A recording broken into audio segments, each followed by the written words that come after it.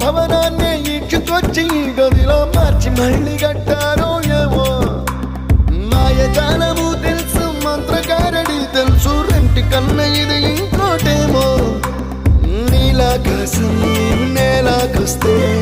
ఇట్టాగే ఉంటాదో ఏమో ఈ సంతోషం దాచాలంటే హృదయాలు ఓ వంద కావాలేమో ఇంతందంగా ఉంటుందా ఈ లోకం